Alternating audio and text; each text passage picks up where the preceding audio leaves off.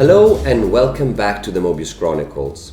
For today's video we have a brand new book which was just released. Let me try to say this in French.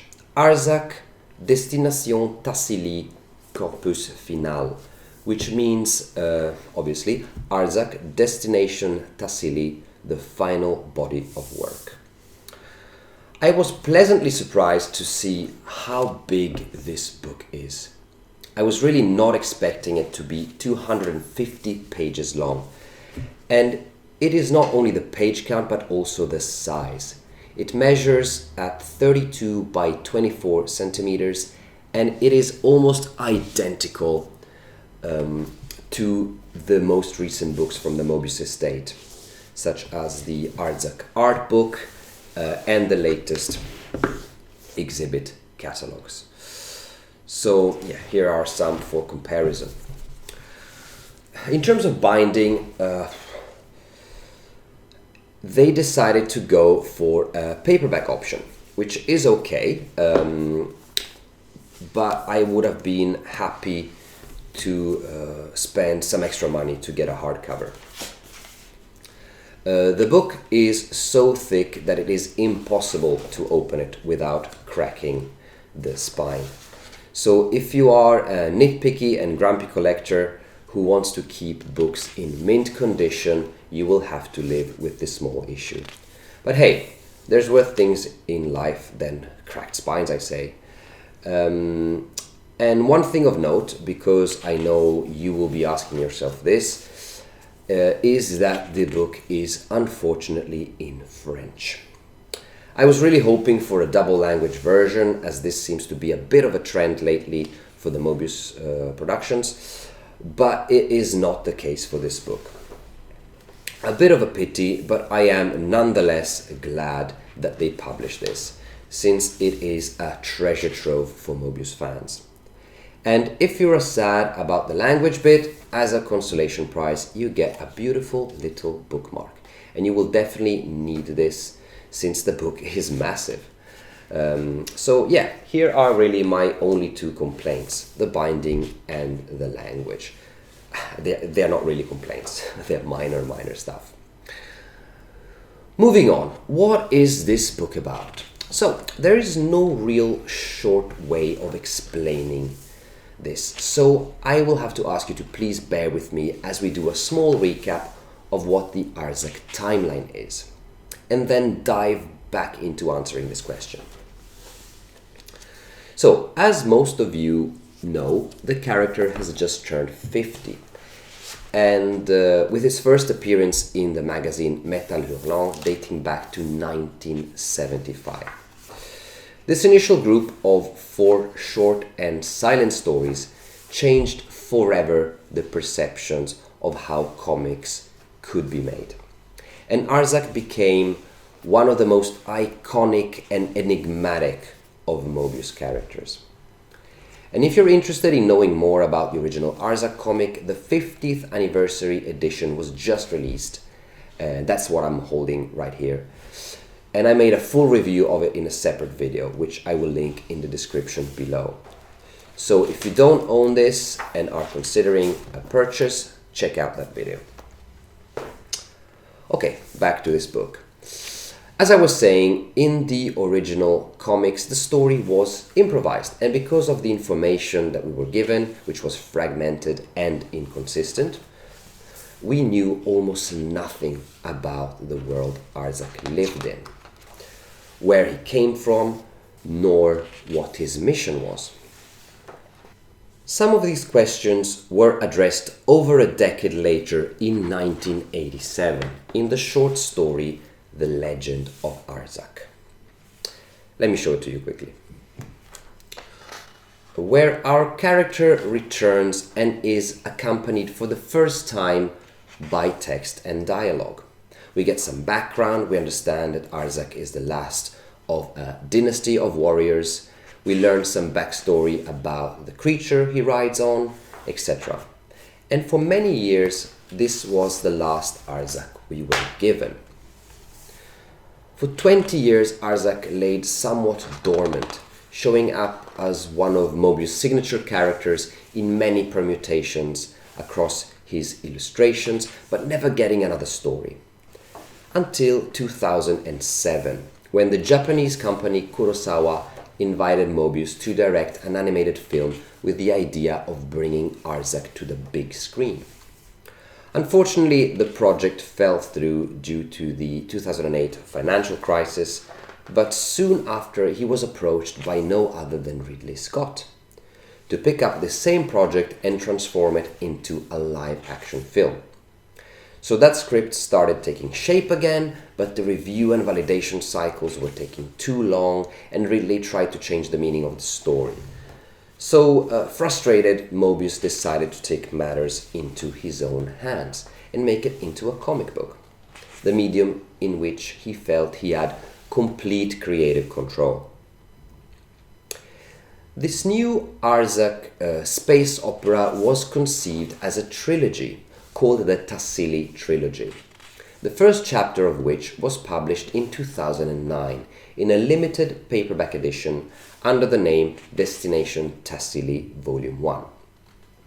It was printed in grayscale without speech bubbles as a homage to the first silent stories of 1975, with the text placed separately on the left side of each spread. Then, in 2010, the book was republished in a larger hardcover format in full color, and this time with integrated speech bubbles under the new title Arzak l'Arpenteur, also known in English as Arzak the Surveyor. And if you're interested in a review of that book, meaning this book, I will leave a link to that in the description below as well, so make sure to check it out. As we said, this new Arzak saga was planned out as a trilogy, but as we know, Moebius passed away in 2012, leaving this work unfinished. Okay, thank you for being patient and sticking around, because now we can go back to the initial question. What the hell is this book about? Well, it is a reconstruction of that trilogy, using all of the material that was left to us.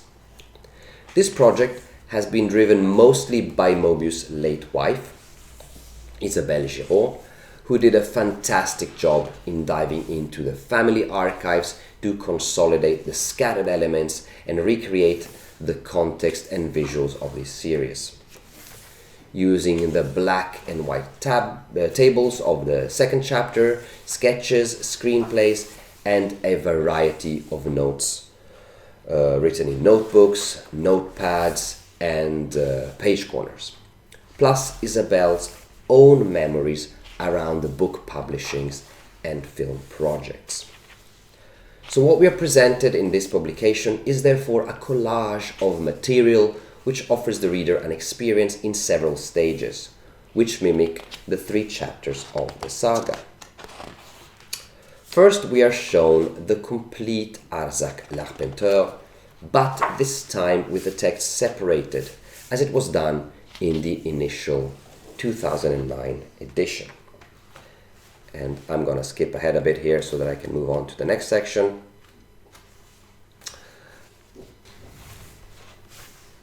This is then followed by 34 pages of the beautiful and unfortunately incomplete black and white sequel, The Molecule of Immortality, presented without words, drawn in India ink and reworked digitally in some parts.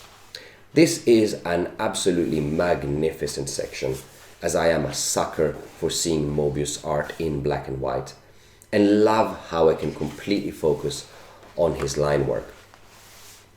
To be noted that from this point on, the paper also changes as we move from a semi-glossy to a matte finish. An excellent choice, in my opinion, since from this point on the book is only in black and white.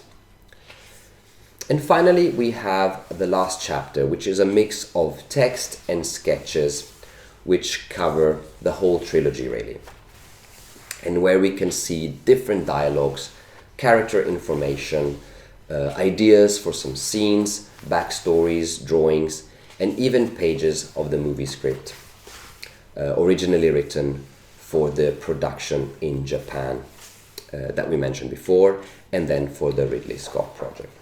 And here we're just coming into that third section. So as you can see, it's a mix of text, sketches. You can see some scans from the notebooks. And this is kind of scattered content. So we have small sections here and there, different ideas. And if you take the time to read through this, you can potentially piece together the whole story.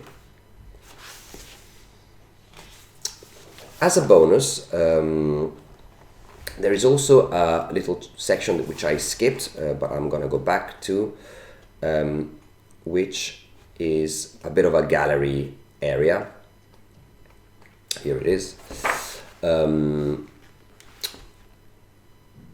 And contains some really nice Arzak illustrations, but more importantly, it collects some unique tables done for the promotional exhibition of the first book. Here we have them, where Moebius decided to redraw and recolor with pen and brush some key moments of L'Arpenteur.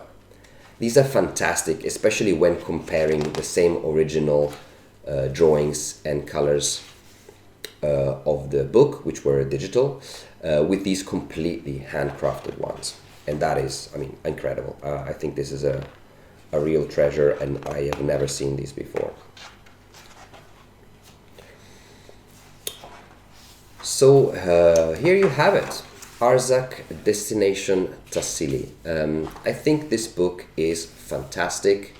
I love how it decided to push the text aside for the first 2 chapters, allowing the reader to fully focus on the art, especially for the non-French speakers, and also by intentionally nodding at the original silent Arzak stories, almost inviting us to discard the text entirely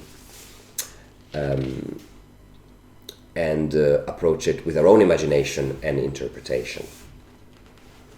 I found this to be a very tasteful way to pay tribute to this fantastic artist and this legendary character. So that's it for today. I hope you enjoyed this reviews. Please like it and hit subscribe if you want to get notified next time a video drops. In the meanwhile, have a good one and catch you next time. Thanks, bye.